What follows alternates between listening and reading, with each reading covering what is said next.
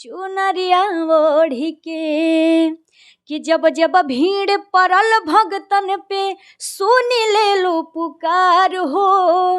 माई राउर महिमा बाटे जग में अगमया पार हो। कि बसेली कमछिया माई गाजीपुर सहरिया दर्शन करे जहवा नरे और नारिया। चल सनहिया के जोड़ी के चुनरिया ओढ़ी के चुनरिया ओढ़ी के। जय मां। बहुत सुंदर। नमस्कार, प्रणाम। आप देख रहे हैं भोजपुरिया बिहार न्यूज और हम हैं रजनीश। मेरे सामने जो शख्सियत बैठी हैं कोई परिचय के मोहताज नहीं है। इनका नाम हुआ अंजलि तिवारी। लोग पारंपरिक गीत गाती हैं, काफ़ी फेमस हैं, काफ़ी लोग इन्हें प्यार स्नेह आशीर्वाद देते हैं।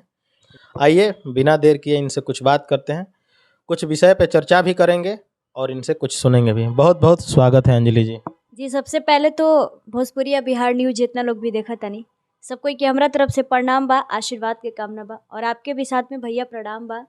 और बहुत अच्छा लागल कि रउआ हमरा पास आईनी और कुछ हमरा से सवाल भी करत तानी, बहुत अच्छा लागल।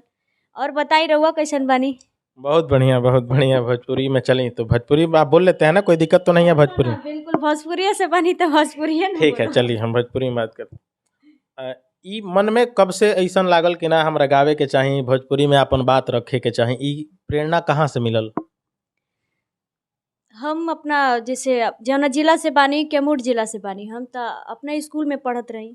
हमार पढ़ाई स्टार्टिंग से भइल बाटे द मॉडर्न स्कूल भभुआ से पढ़ल बानी।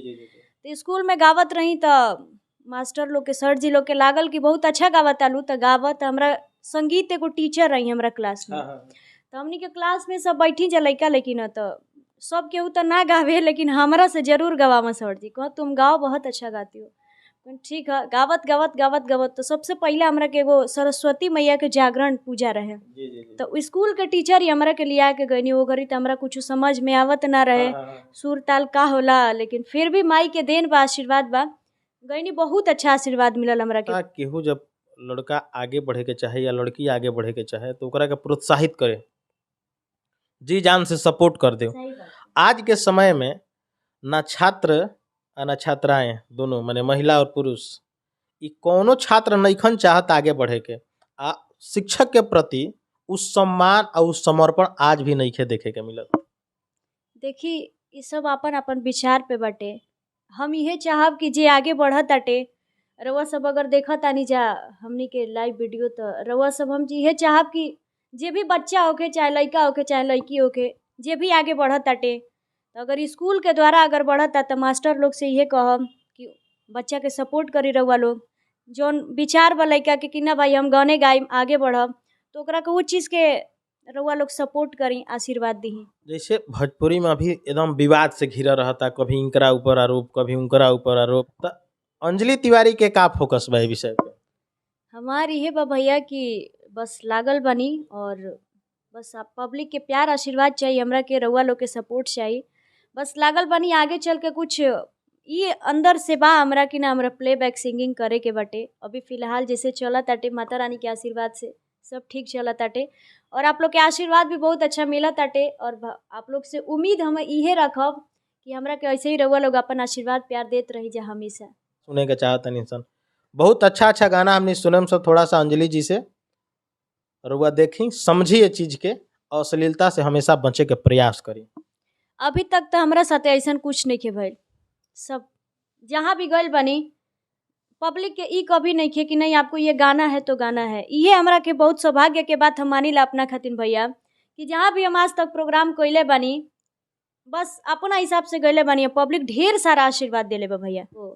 बहुत जल्द वेब म्यूजिक से सुनने को मिलेगा, जिस एल्बम का नाम है होलिया में आ जाए मजनुआ। तो बहुत जल्द रउआ लोग के गाना सुने के मिली। फिलहाल गाना होली के हम सुना देता नहीं रउआ लोग के, लेकिन सबसे पहले हम एगो अपना माई के भजन गाई, जहाँ से हम बानी कैमूर जिला से। एकदम कैमूर से, वही चीज से शुरुआत करी जहाँ से भक्ति में, अध्यात्म से आदमी के लगाव। हम कहीं भी स्टेज पे जाइला तो अपना माई के गीत हम जरूर गाइला, जैसे कि रउआ लोग सुनले भी हो खब जा, जितना लोग देखा तानी जा, आई जे उहे गीत गा के सुना देता नी। कि चल चली जा देवी माई के दुआरिया, आ बानी मुंडेश्वरी माई भभुआ सहरिया। चल चली जा देवी माई के दुआरिया, बानी मुंडेश्वरी माई भभुआ सहरिया, आवेलिया सन छोड़ के चुनरिया ओढ़ी के, चुनरिया ओढ़ी के। कि जब जब भीड़ पड़ल भगतन पे, सुनी ले लो पुकार हो, माई राउर महिमा बाटे जग में अगमया पार हो। कि बसेली कमछिया माई गाजीपुर सहरिया, दर्शन करे जहवा नरे और नारिया, चल सनहिया के जोड़ी के चुनरिया ओढ़ी के, चुनरिया ओढ़ी के। जय माता दी। कि रउआ जानो तनी हमरा बारे में, अहो लिखले हई हम कुआरे में। कि रउआ जानो तनी हमरा बारे में, अहो लिखले हई हम कुआरे में। कि बात महनली न रउआ से अरजीबा, कि बात महनली न रउआ से अरजीबा, ये जीजा जानली न रंग से लरजीबा, ये जीजा जानली न रंग से लरजीबा। कि भोले गाल पे गुलाल अब लगा ली, अपन मनवा के रउआ मना ली। कि छू के छोड़ दी नयाज राउर मरजीबा, कि छू के छोड़ दी नयाज राउर मरजीबा, ये जीजा जानली न रंग से लरजीबा, ये जीजा जानली न रंग से लरजीबा।